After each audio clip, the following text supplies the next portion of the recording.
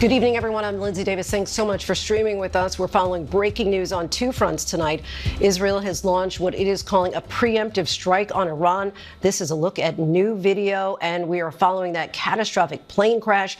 At least 245 people dead, including those on the ground, but for a miracle soul survivor who managed to get off that plane. We do begin with that breaking news in the Middle East and now escalating fears of an all-out war in the region. The IDF has confirmed Israel has hit nuclear targets. Officials say dozens of jets completed the first stage that included strikes on dozens of military targets, including nuclear ones. Our producer on the ground in Tehran heard blasts around the city. Our teams have reported air raid sirens in Tel Aviv and Jerusalem. The strikes come as the U.S. has planned nuclear talks with Iranian officials this weekend. We'll go to Tel Aviv in just a moment, but first let's go straight to senior White House correspondent Selena Wang. Selena, what are U.S. officials saying about this attack? Well, in fact, we're just getting a statement from the White House. According to Secretary of State Marco Rubio, in the statement, he is stressing that there was no U.S. involvement in this attack. I'll just read to you part of it, saying tonight Israel took unilateral action against Iran. We are not involved in strikes against Iran, and our top priority is protecting American forces in the region. He goes on to say that Israel advised us that they believe this action was necessary for its self-defense. President Trump and the administration have taken all necessary steps to protect our forces and remain in close contact with our regional partners. Let me be clear, Iran should not target U.S. interests or personnel. Now, Lindsay, this comes after the State Department had ordered non-essential diplomats out of Iraq, and the Pentagon had authorized military families to depart throughout the Middle East voluntarily if they chose to do so. The president has said that the region could become very dangerous. Now, earlier today, I asked President Trump just how imminent this strike could be. He said it very well could happen, but he stressed that he prefers a diplomatic solution. In fact, just last month, President Trump had said that he warned Prime Minister Netanyahu against striking against Iran because he said the U.S. and Iran were close to an agreement. So the big question here, Lindsay, is what this means for ongoing U.S. and Iran nuclear talks. Selena Wang from the White House for us. I want to bring in ABC News military analyst Steve Ganyard. And Steve, we know that Israel has been warning for months, if not years, that it might strike Israel. Why now? Lindsay, I think that they were fed up with the negotiations that the U.S. was getting played by Iran, that Iran had no intent of giving up its nuclear program, and that they were going to push forward on enrichment and eventually to a nuclear weapon. And they have sworn that they would destroy the state of Israel. And so Benjamin Netanyahu said, well, we went back in there in October and we took down all of their air defenses. They're working hard with Chinese and Russian capabilities to rearm their air defenses. And so this is a time for us to go in now before those air defenses are done, because we don't think that the U.S. negotiations are going anywhere. We think that the U.S. is getting played. And Trump suggested earlier today that this could happen. He warned U.S. officials that they should leave the region. Is that likely that Israel tipped them off that this was imminent? They may have given hints, but remember that frankly, the United States leaks like a sieve. And if there had been advanced warning given by the Israelis, that puts their crews in danger. They had lots of aircraft airborne tonight. And so they're not going to give the U.S. the kind of information that might leak and actually put their folks in danger, to take away that element of surprise.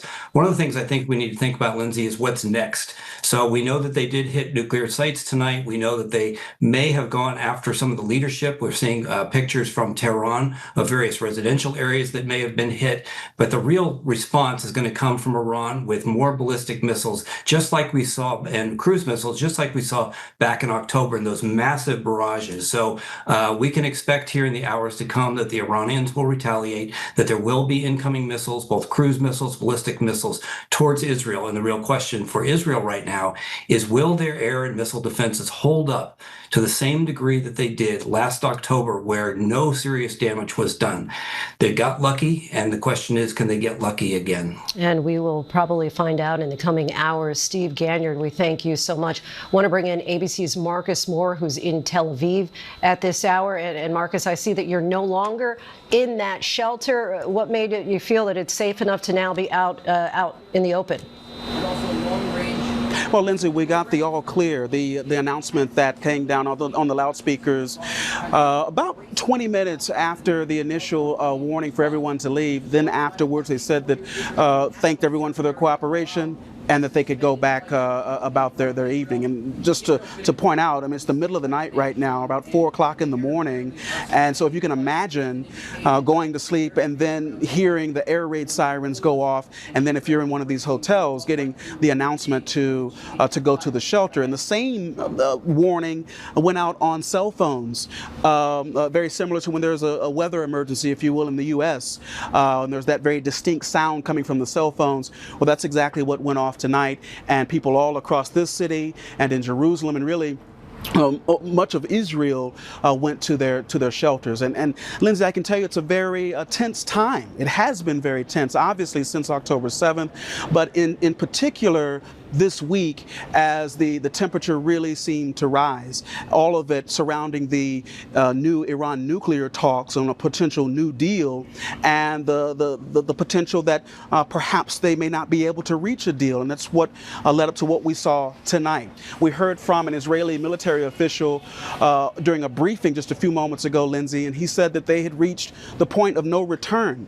And that, as we heard Selena mentioning, they talked about Iran's capabilities, that they said that they are moving closer to being able to produce a weapon.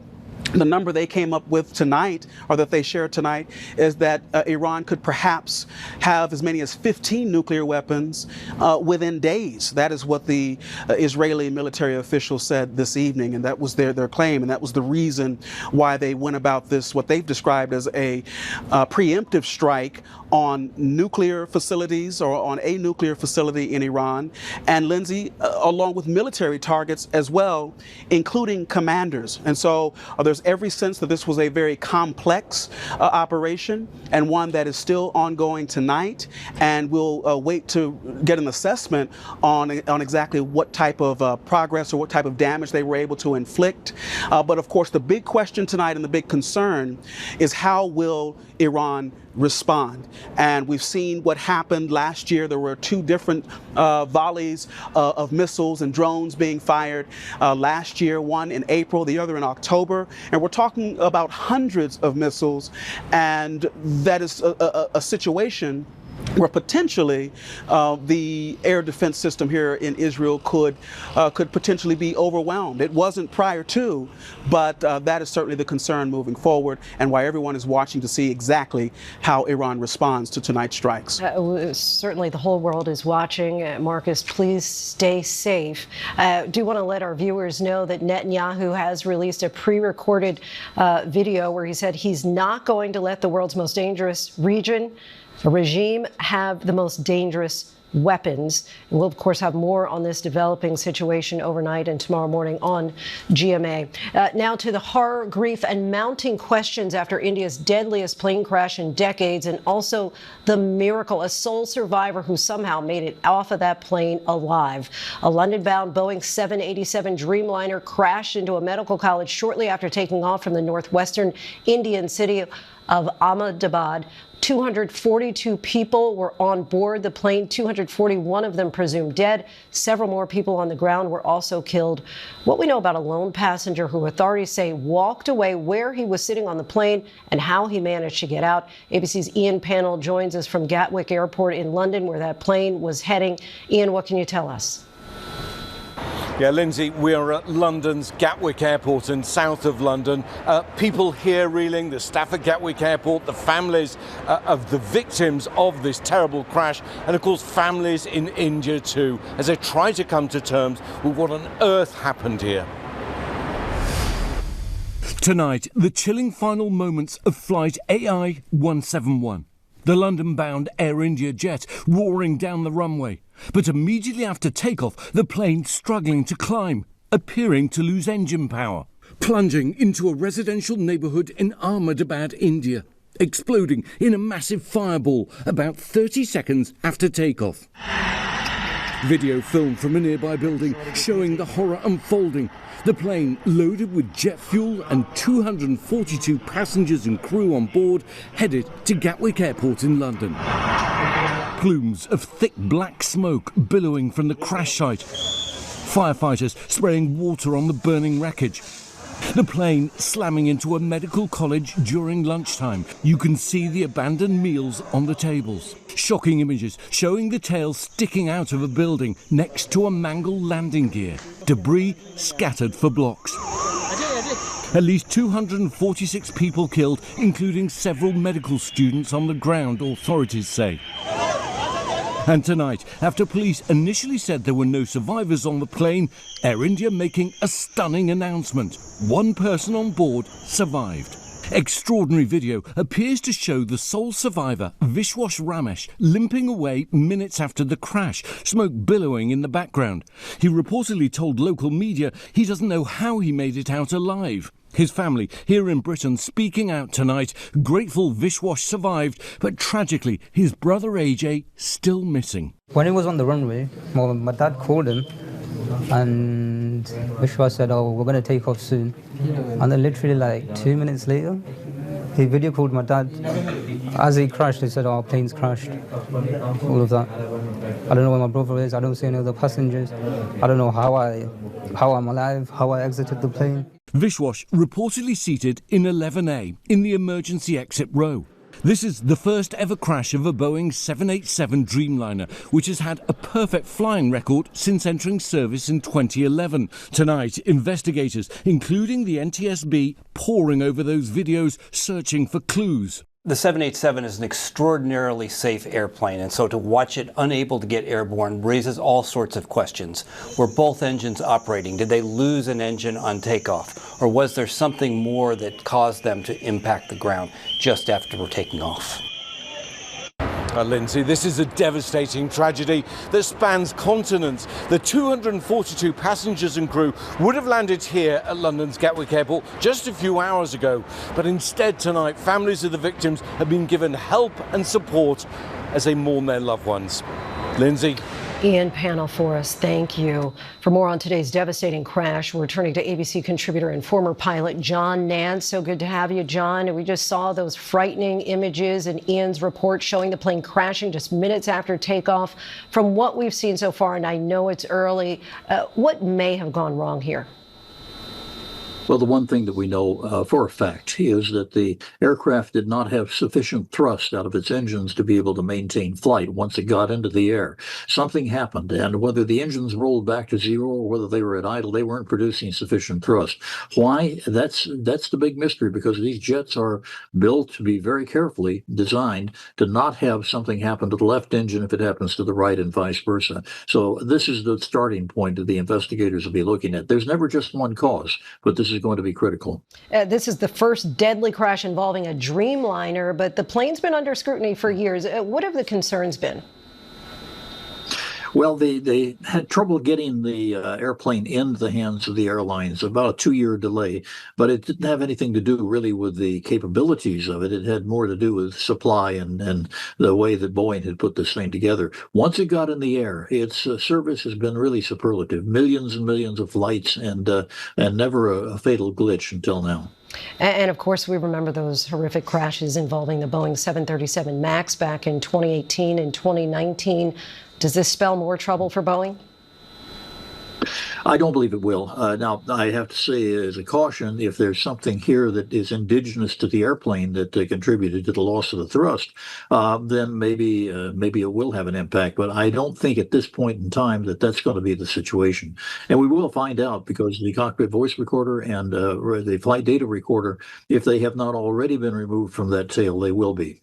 Many of us wonder about safety when making seat selections. The sole survivor was sitting in seat 11A, which also was in an emergency exit. Can we read anything into the significance of that particular placement on the plane?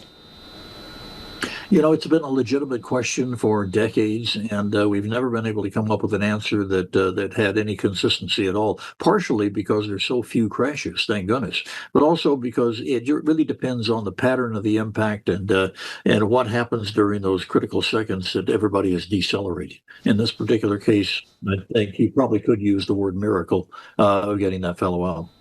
Sure sounds like it. All right, John Nance, we thank you so much. Breaking news, a federal judge in California has blocked President Trump's move to deploy the National Guard during those protests in Los Angeles. The Trump administration has filed a notice to appeal. This comes hours after California Senator Alex Padilla was forcefully ejected from a news conference held by Homeland Security Secretary Kristi Noem. FBI agents could be seen grabbing the senator, pulling him out of the room, handcuffing him behind his back, and pushing him face down on the floor. Our Matt Rivers has more on what unfolded today. Tonight, serious questions in Los Angeles and beyond as this scene played out at a press conference on immigration raids with Homeland Security Secretary Kristi Noem, as California Senator Alex Padilla tries to interrupt and ask questions of Noem. Hands up, hands up. I'm Senator Alex Padilla. I have questions for the secretary. You can hear him saying his name as he tried to confront the secretary over ICE arrests of people without criminal records. Hands up. But federal agents quickly moving in, blocking the senator as he approached Noem, then grabbing and forcibly removing him from the room. Hands behind your back. Officers taking Padilla to the ground. My hands. Go ahead, put them behind my back. Then handcuffing the senator, hands behind his back, face down on the floor. He was later released. I think everybody in America would agree that that wasn't appropriate. That if you wanted to have a civil discussion, especially as a leader, a public official, that you would reach out and try to have a conversation. Secretary Noem later said she didn't know who the senator was. Padilla has been a U.S. senator since 2021, and she is conducting raids in the state where he serves. Late today, the senator appearing shaken before the cameras. If this is how this administration responds to a senator with a question, if this is how the Department of Homeland Security responds to a senator with a question, you can only imagine what they're doing to farm workers, to cooks, to day laborers out in the Los Angeles community and throughout California and throughout the country. It all comes after images like these, ICE agents chasing farm workers through strawberry fields. President Trump now saying some of these workers are good workers. We're not targeting. In fact, if you look today, I put out a statement today about farmers. Our farmers are being hurt badly by, they have very good workers. They've worked for them for 20 years. They're not citizens, but they've turned out to be, great. And we're going to have to do something about that. We can't take farmers and take all their people and send them back. And tonight, with 700 Marines set to deploy on the streets of Los Angeles. Are we just kidnapping him? It's like, oh, you look Mexican? I'm Mexican too. What's up? Residents in one LA neighborhood say they stopped the arrest of this undocumented man by masked agents after they say he was spotted working at a car wash. It looked like a full-on kidnapping scene out of a movie. It was scary. Around the country, protesters clashing with police. In Tucson, some throwing objects at police as masked officers fired back with rubber bullets. In Las Vegas, officers dispersing crowds of demonstrators, later claiming they were throwing rocks and water bottles. And in Seattle, some protesters lighting a dumpster on fire. In Texas, Republican Governor Greg Abbott deploying 5,000 members of the National Guard to help manage protests. But on Capitol Hill today, the Democratic governors of Illinois, Minnesota, and New York condemning the deployment of troops in Los Angeles. As we speak, an American city has been militarized over the objections of their governor. This is a flagrant abuse of power and nothing short of an assault on our American values. A number of officials condemning this activity. Matt Rivers joins us now from Los Angeles, who was at the press conference today. Matt, what do we know about the Marines deploying to L.A.? Yeah, that press conference was just an extraordinary series of events, Lindsay. As for those Marines, we know that some 700 Marines are set to begin deploying onto the streets of Los Angeles overnight tonight into tomorrow. We are expecting protests to continue, and we know that overnight curfew in place for downtown is set to continue. Lindsay? Matt Rivers for us from Los Angeles. Matt, thanks so much. The trial of Harvey Weinstein, who's been accused of sex crimes, came to a dramatic end in a New York courtroom today. The judge declared a mistrial on the final charge after the jury foreman refused to return to deliberate because of chaos and anger in the jury room. This comes a day after a split verdict on 2 other counts. Here's ABC's Aaron Katursky. Tonight, a dramatic end to the sex crimes retrial of Harvey Weinstein, a New York judge declaring a mistrial after one juror refused to deliberate the third and final count against the former Hollywood mogul. I feel afraid inside there, the jury foreman said, telling the judge another juror was yelling at him, trying to change his mind. I'm concerned for my safety because that person is so angry.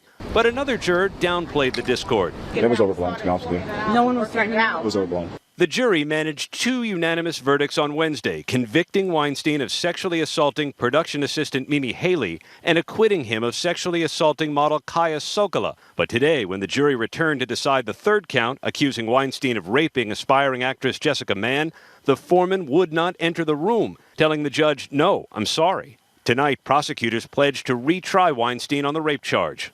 It's about the survivors. And yes, Harvey Weinstein is going to be held accountable for his conduct. Joining us now is Weinstein's defense attorney in this trial, Arthur Aidala. Arthur, thanks so much for coming on. The jury foreman said he was afraid for his own safety when it came to other jurors.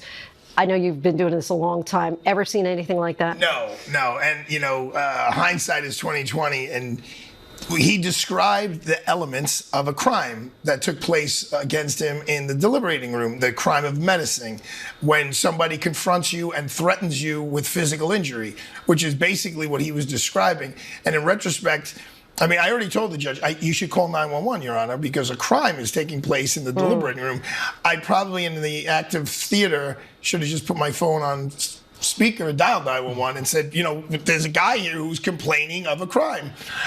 It's sad because jury duty is like, you got to pay taxes, you got to do jury duty, and you got to die, right? There's a couple of things you have to do. They were there for 2 months. They worked really hard. They knew the importance of this case. They asked all the right questions in terms of readbacks and all of those questions that they should ask. They paid attention. But things got crazy inside the deliberating room. And this was not, the man who was protesting, not like a small guy. He was, probably in his late 30s, well built. And 4 different times he said, I don't want to go back in the room. And he's the foreperson. He was held in the witness room. And the first time the judge wouldn't do a mistrial, the second time, third time, fourth time. Finally today, the judge, I said, Judge, you're not treating this guy properly. He said, look, I'm just going to ask him what he wants to do. And he asked him what he wanted to do. And he said, I don't want to go in there. And the judge immediately, as he should have, declared a mistrial. All right, you mentioned hindsight is 20/20. If you think about, you've only had a few hours to process this. Is there anything now that you feel you could have done differently that would have had a different outcome? Linsey, they call it the practice of law for a reason. And I say that sincerely. We all said that. Sure. I had an unbelievable team around me, people I love, I've known for 30 years, 35 years. It's so much strategy involved. It's not math. It's not 2 + 2 = 4. There's this decision, there's that decision. Of course, Mr. Weinstein has always wanted to testify. Today, he's like, Arthur, you think it would have been a different outcome if I testified? We'll never know, right? We'll never know. But the count that he was convicted of is from 2006. If I gave you a random date, July 10, I can tell you that, July 10, 2006, where were you? What were you doing? Who were you with? How do you defend yourself from something that happened 19 years ago? If Mr. Weinstein testified, there was going to be a lot of, I don't remember. I'm not sure. I have no way of finding out. In other words, his driver is gone. Any video that would have showed he wasn't there is gone. So it was a very difficult decision for him not to testify. But look, we beat the top count, which was this newer person, Kaya Sokolow. On the other count of Jessica Mann, they were a hung jury. It's a mistrial on.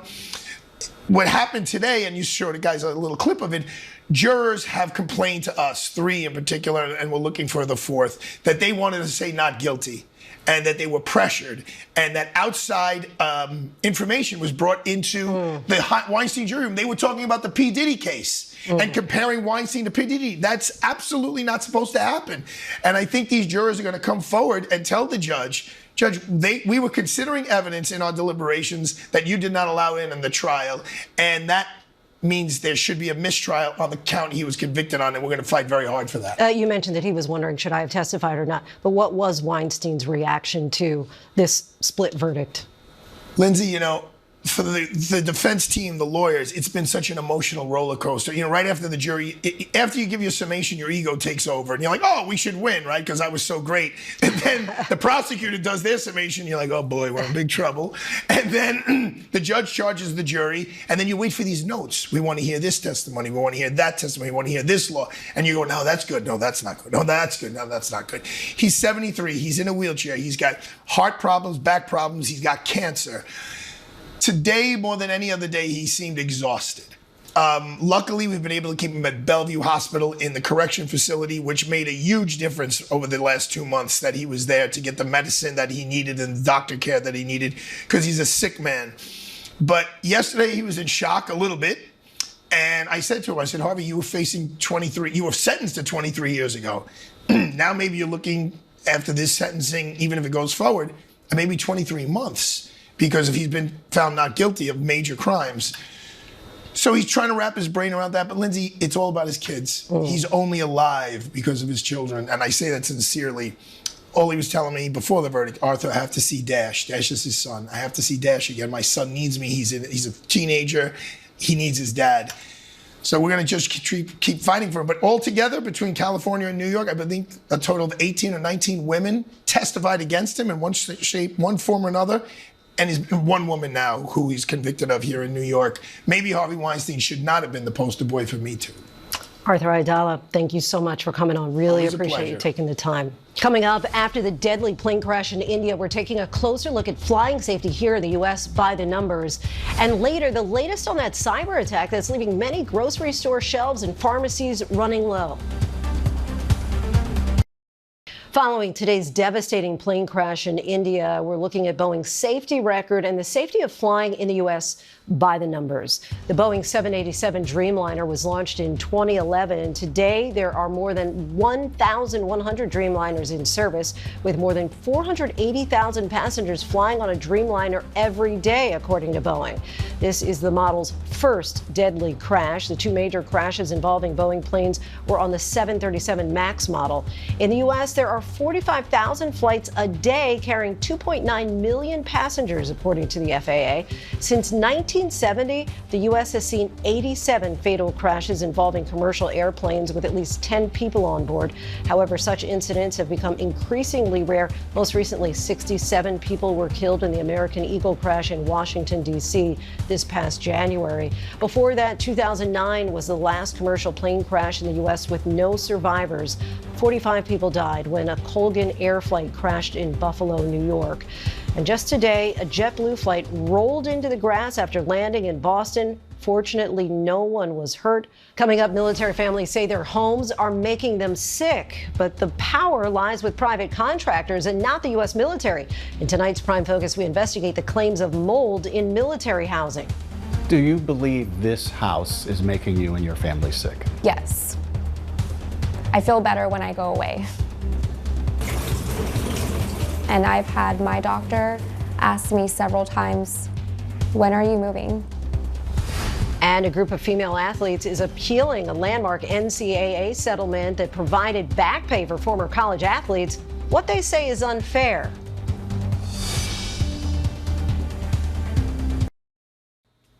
Welcome back, everyone. In recent years, families in the U.S. military have been reporting shocking conditions about the houses they rent. Hundreds are now suing some of the private businesses that manage these homes for the U.S. military. In a recent poll presented to Congress, more than half of the military families who responded had negative experiences, saying that they were living with mold, lead, and other issues. ABC's senior national correspondent Steve Osten-Sami and our team hear from service members who say their home is not their safe place.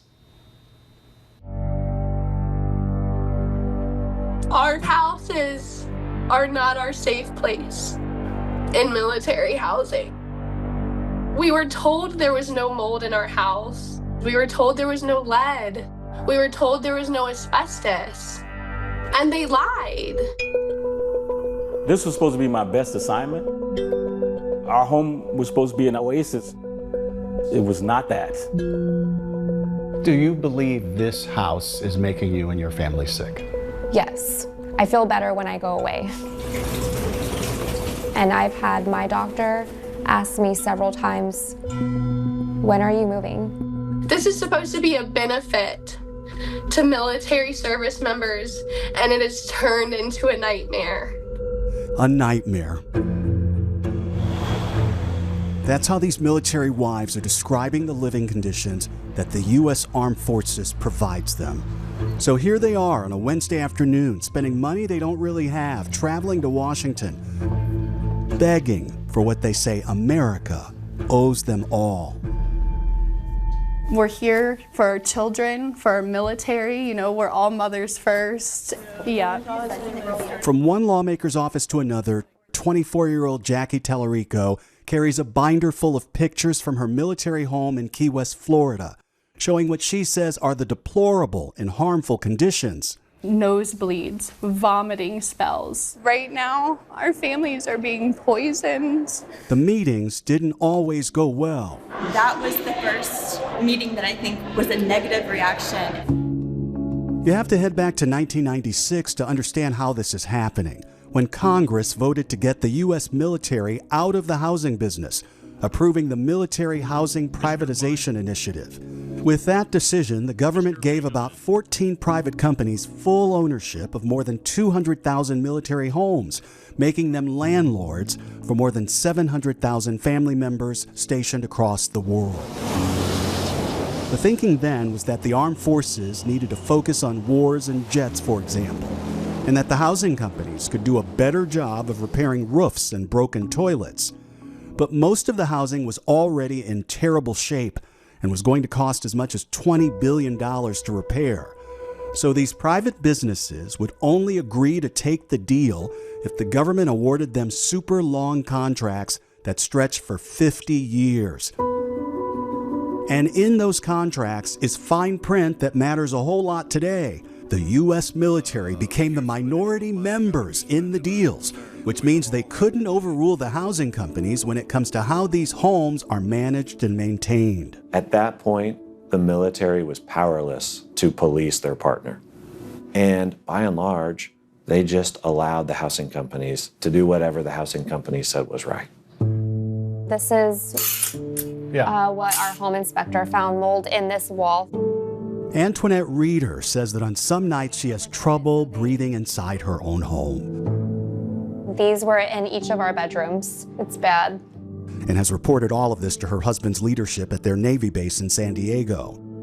She wants us to underline that the military has tried to help by leaning on the private housing company to make things right and come repair her windows, air conditioning, and sewer drains. Okay. Yet she continues to find mold that she sends off to labs for testing every month. She shared with us test results that she says match the mold in her home to the same mold that she says doctors have found coursing through her veins. She showed us photos of unexplained rashes. Looks like a jellyfish sting. Yeah, it was a little scary when it was happening with my son. And this isn't their first privately owned military home with issues. These are photos from their Marine Corps base in North Carolina. And again in South Carolina. Her husband has spent time fighting for his country in Iraq and Afghanistan. You were moving from one house that had a mold issue. Yes. And you are once again smelling mold. Yes. I could see, food debris that was left, from the previous resident that was painted over. She says she saw for herself during one of the many repairs why things weren't getting better. They were about to cover it up with a new vanity. Without doing anything to treat the mold. Correct. Yeah. And I said, that's mold there. You can't do that. And they looked at me, like they weren't here to look for that. So the military's arm that deals with housing can't force the private contractor to fix things? Correct. Have you thought ever about leaving military housing? Oh, yes. But it's very unaffordable here. So they had to take all of the stucco off and replace it. There are now unfortunate clubs of U.S. service members and their families all across the world. I've had to move 3 times since being stationed in San Diego. In my instance, it shouldn't have taken 4 homes, 3 moves, 2 displacements over 15 months. That should have been day 1 for us. Travis Allen is both an airman and a man of the cloth. Submit yourself to God. At Randolph Air Force Base in Texas. This is supposed to be the crowning jewel of my career. He says he found mold and leaking sewer pipes under his home that he says the housing company had already repaired. My lead ophthalmologist, the retina specialist, and the glaucoma specialist that I see couldn't understand why they couldn't control the inflammation and the pressure in my eyes. They don't test every home for mold. The usual culture here is to tough it out, but they've started raising their voices at meetings like these. I was just getting super sick, where the military leadership is getting an earful. I'm hearing frustration, and I definitely know that there are issues. I see some of these cases come across my desk. Jackie Tallarico and the families from Key West are now taking their private housing company to court. Our people deserve so much more than this. She and nearly 200 current and former tenants in the Florida Keys are suing Balfour Beatty, a company with one of those long congressional contracts, claiming in the lawsuit that the company repeatedly lied to them, telling them that repairs were made, knowing that the families living in the homes would likely suffer serious health problems as a result of the conditions. My ceiling had already collapsed inches from where my child slept at night. They came in, they said they remediated the problem, and then it began to cave in again in the same exact spot. They are fixing everything but the problem. My number one fear throughout this has always been my husband's career. Luckily, his command has been nothing but supportive. Our service members give so much every day and put so much on the line for our country. One thing they should not have to sacrifice is their children and their families' life, health, and safety. When they do that every day for the rest of America. Balfour Beatty has yet to respond to the lawsuit. We reached out and didn't hear back. In a statement to Military Times, they write that we are aware of the complaint and intend to defend ourselves vigorously. In 2021, they pleaded guilty to fraud in a federal case where they were accused of falsifying the maintenance records of military housing. The private housing company had to pay more than $65 million after prosecutors said that they lied about the repairs to pocket millions of dollars in performance bonuses from the military. The U.S. attorney called their actions despicable. We also reached out to Hunt Military Communities, the former landlord of the Texas Chaplain. And in a statement, they tell us they are committed to providing affordable and well-maintained housing and that all of our processes and procedures are Department of Defense approved. In a statement, the Department of Defense tells us they need the U.S. Congress to come up with military housing reforms that hold private companies accountable to fixing these problems. And they underline that our warfighters cannot deliver if they are sidelined by problems at home. We're not profiting off military families by cutting corners. We sat down with the CEO of Liberty Military Housing, the company that's the landlord for the families in San Diego, and he stressed very strongly that these complaints are not the norm. The challenge with 36,000 homes nationwide is if we're 99% right, that means there's 360 families that aren't having a good experience. That's a large number, right? And I would expect if we're 1/10 of 1%, that's a large number. And our goal is to be zero. We want everybody to be satisfied. We want everybody to be happy in their home. He's also a former soldier and the son of an Air Force commander who grew up in military housing. I have 5 kids, 2 grandkids. I don't want anyone living in an environment where they're being sick. So we're going to do what we can, following industry guidance and guidelines, to eliminate any hazards or risk in the home. We asked him about federal law that allows military landlords to avoid following local housing rules and building codes when the homes are on federal land. Because it's on federal land, it does create a different process for the legal process, but that does not impact their rights and how they exercise their rights and what our obligations are. The families are calling on Congress to do more, and they're hoping that maybe the president might bring the strength of his office to this fight, forcing the private housing companies to negotiate new deals that do better for the American military. They tell us they're tired of feeling sick and tired. You feel better when you leave your home. Yes. You feel healthier when you leave your home. Yes. That's not the way it's supposed to be. No. Can I ask you a question? When you think of home, do you think of home as your safe place? Well, I'm terrified. We are done. We are tired of being harmed. And we are saying no more.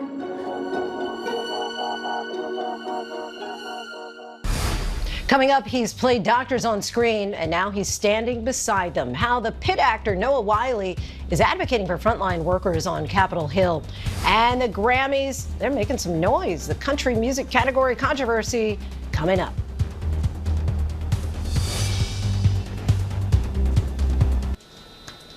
Welcome back. He plays a doctor on TV, and now he's speaking out for real healthcare workers. The cyber attack that's left some supermarket shelves running low, and the longest living pig kidney transplant recipient checks off a major bucket list item. These stories and more in tonight's rundown.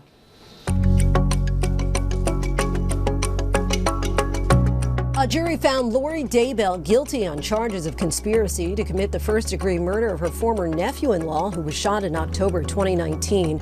The latest trial was Daybell's second prosecution related to the deaths of several family members. In April, a jury found her guilty of conspiracy to murder her former husband, Charles Vallow.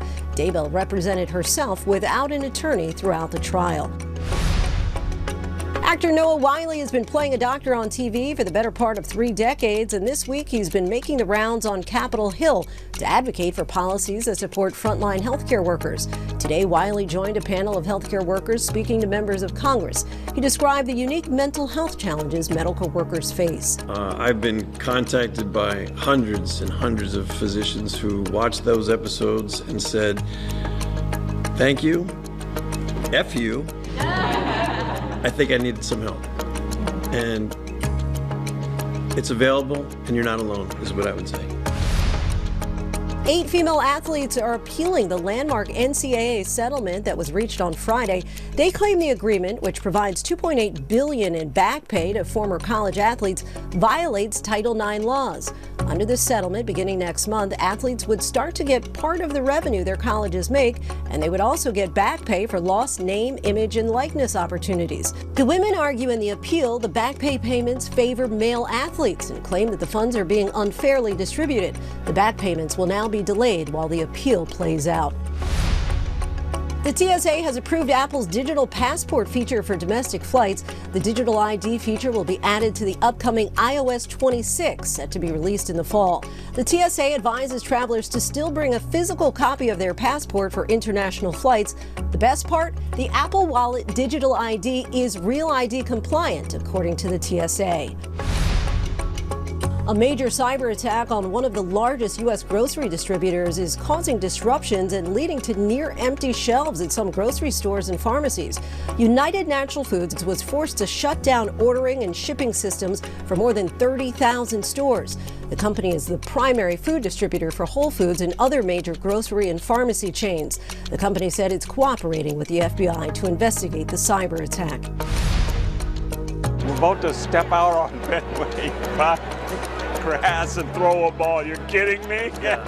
Tim Andrews was on an operating table 5 months ago, but on Wednesday night, he threw out the first pitch at Fenway Park. Andrews is one of just 4 people to ever get a kidney transplant from a pig.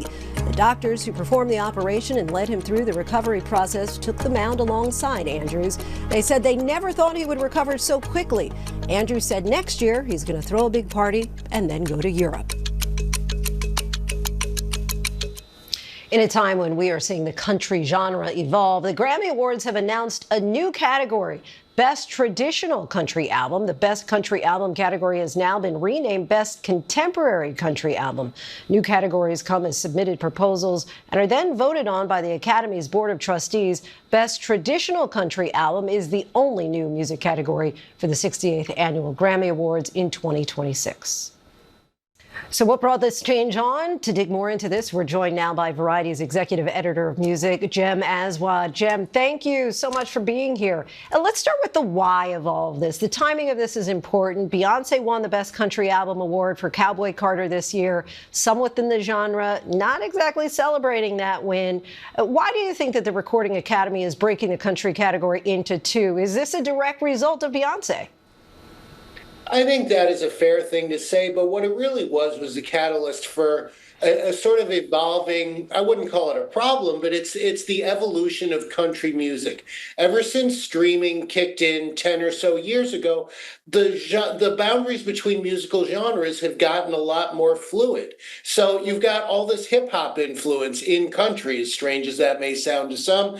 And, you know, there's also the category of Americana, which incorporates a lot of indie rock. You know, it's hard to define what it exactly is country these days, because Morgan Wallen sounds like Nickelback a lot of the time. So this is a way of saying a traditional country album is sort of the lane for your more traditional artists, while the other categories are for Beyoncé's and Britney Spencer's and people like that. What's interesting is when they say traditional, if you go back to the 1960s, Charlie Pride was a black man who was a country music superstar.